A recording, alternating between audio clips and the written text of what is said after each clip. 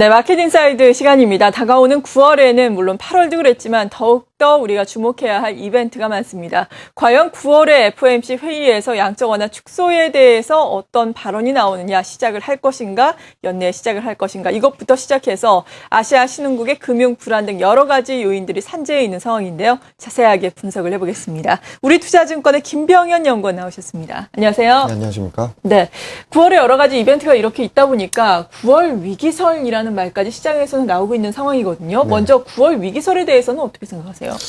일단은 뭐 여러 가지 이벤트가 상당히 많은 이런 상황입니다. 이따가 하나씩 이제 말씀을 드리겠지만 네. 그거에 따라서 좀 뭐 중요한 굵직한 이제 뭐 전체적인 글로벌 자금 흐름을 좌지우지할 변수들도 있고, 그 다음에 뭐 국제적인 일본 소비세라든가 뭐 이러한 변수들도 여러 가지 있습니다.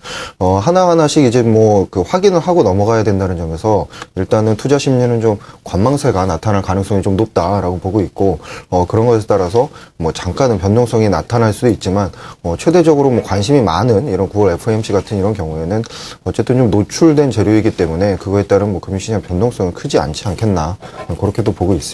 네. 그렇다면 어떤 이벤트들이 우리를 기다리고 있는지 하나하나씩 짚어봐야 할 텐데 먼저 전반적으로 한번 살펴볼까요? 일단은 가장 큰 것들 한 5개 정도만 보시면 최근에 얘기가 가장 많이 나오는 9월 FOMC에서 양적 완화 축소 여부가 가장 이제 중요할 것 같고요. 네. 두 번째는 이제 독일에서 총선이 있습니다. 한 19일 정도의 총선이 있기 때문에 이러한 유로존의 스탠스가 좀 바뀔 가능성들, 마지막 그 다음으로는 이제 일본 소비세에 대한 영향들이 있을 것 같고, 그다음에 최근에 이제 조금 이제 커다란 이슈들에 가려서 최근에 좀 얘기는 안 나오게 있지만 이제 뭐 그 중동 쪽에 어떤 그 이집트 혁명이랄까요? 뭐 이런 그 불안감에 따른 이제 유가가 크게 뭐 변동할 가능성도 좀 있다라고 이제 보고 있고요.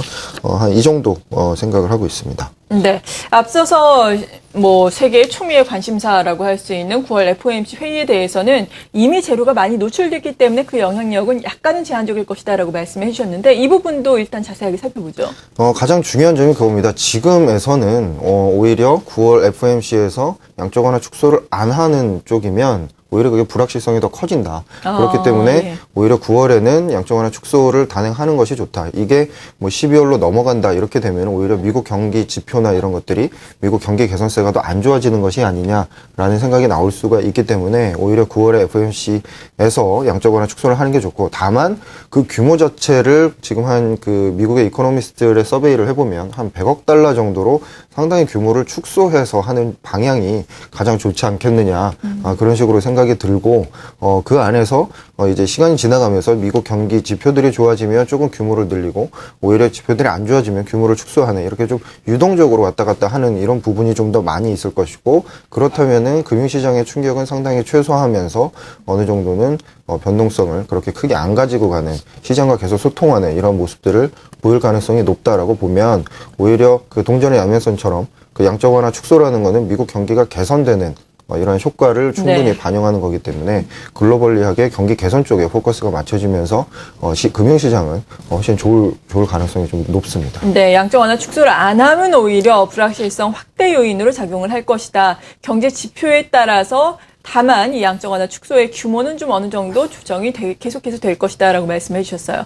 두 번째 포인트가 EU와 관련된 사항입니다. 독일에서는 일단 또 총선이 예정이 돼 있고 또 EU와 중국 간의 회담을 상당히 중요하게 보셨거든요. 두 가지 이벤트 어떤 점이 핵심 포인트가 될까요?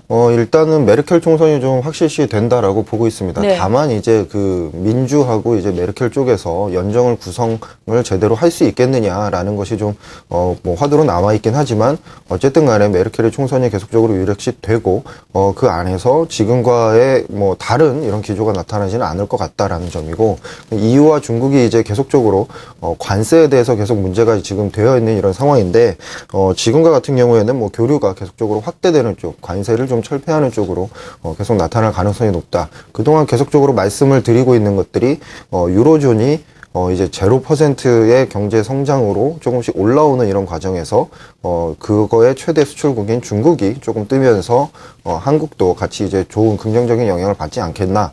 그러나 거기에 이제 걸림돌이 되는 것이 EU와 중국의 무역 관세, 무역 장벽이 이제 나타날 가능성이 좀 높은데 9월에 나타나는 어떤 중국과 EU의 정상회담에서 이러한 것들이 좀 상쇄가 된다면 앞으로 글로벌 경기가 좀 더 좋아지는데 한 일조를 할 것이다. 따라서 이러한 부분에서는 그리고 부정적으로 보실 필요가 없고 EU 관련해서는 좀 긍정적인 시각을 가져셔도 될 것 같다라고 보고 있습니다. 네. 그리고 주목해야 할 변수가 일본의 소비세 문제 그리고 이집트의 정정 불안에 따른 국제 유가의 방향성입니다. 먼저 일본의 소비세와 관련해서는 이 인상이 좀 반대하는 목소리가 높아지고 있다고요.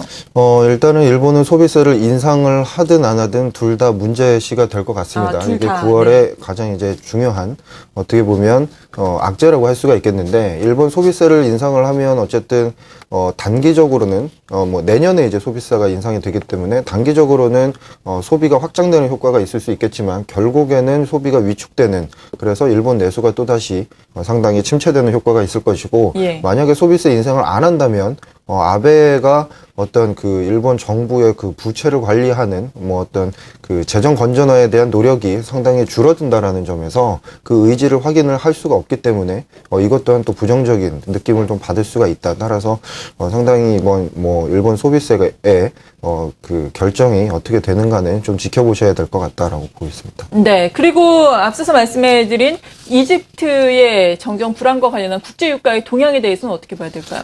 사실은 이집트 혁명은 결론적으로 말씀드리면 이러한 자스민 혁명과 유사하게 보기에는 좀 힘들다.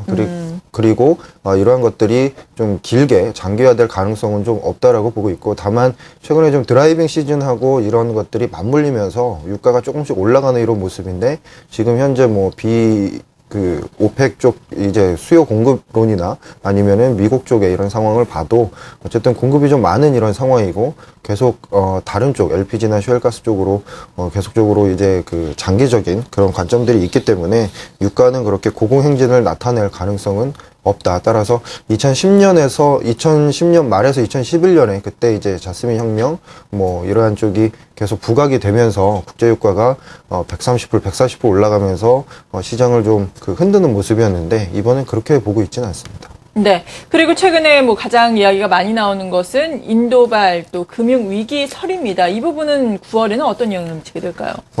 아무래도 이제 뭐 최근 한 2, 3일 정도, 그 주말을 지나오면서 인도하고 인도네시아, 그러니까 특히나 이제 동남아시아 금융위기설이 어느 정도는 좀 잠잠해진 이런 모습입니다. 그건 그렇죠. 예. 네. 하지만, 인도 같은 경우에는 여전히 좀 약간 펀더멘탈이 그렇게 좋지 않다는 점에서 이게 또다시 조금씩 이제 그 불안감을 조성할 가능성은 좀 높다라고 보고 있습니다. 다만 그 지금 현재 이제 인도가 가지고 있는 어떤 그 채무 물량이나 아니면은 외화 보유액 이런 것들이 한 인도에서 얘기를 하기에는 한 6개월에서 9개월 정도 여유가 있다라는 점이고 최소한 우리가 맥스로 봐도 적어도 한 3개월에서 6개월은 가지고 있다. 특히나 뭐 정부에 대한 이러한 정부에서 계속적으로 뭐 애국 채권을 발행한다든지 아니면 해외 인도에서 이제 송금액이 점차적으로 늘고 있다는 점 이러한 점을 감안을 했을 때 단기적으로 외환위기로 갈 가능성은 없지만 여전히 불안감은 조금씩 남아있다라고 보시는 게 좋을 것 같네요. 네, 오늘 이 시간 이렇게 우리투자증권의 김병윤 연구원과 함께 9월 위기설이 제기된 배경이 된 5가지 요인에 대해서 알아보고 있는데요. 일단 5가지 요인들 총체적으로 그 영향력만 뭐 우리가 점검을 해본다면은 일단 단기적으로는 불확실성 요인이 되겠지만 중장기적으로는 중립적이거나 긍정적인 요인이 될 가능성이 많다라는 말씀이셨거든요. 네네. 이에 따라서 한국 증시는 9월에는 어떤 흐름을 보일까요?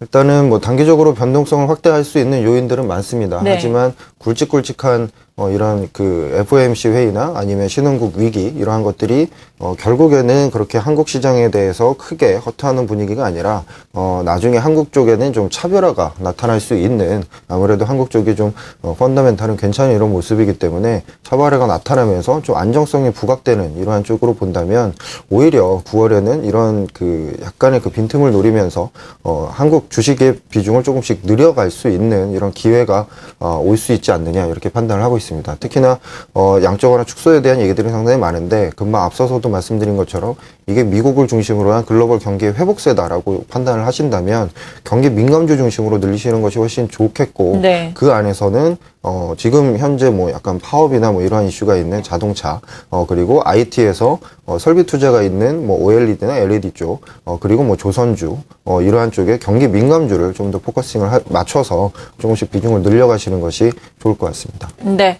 9월에는 변동성 장세 이어지겠지만 변동성을 이용해서 경기 민감주로 비중을 확대하자라는 전략까지 마지막으로 들어봤습니다. 우리투자증권의 김병현 연구원과 이 시간 함께했습니다. 감사합니다. 감사합니다.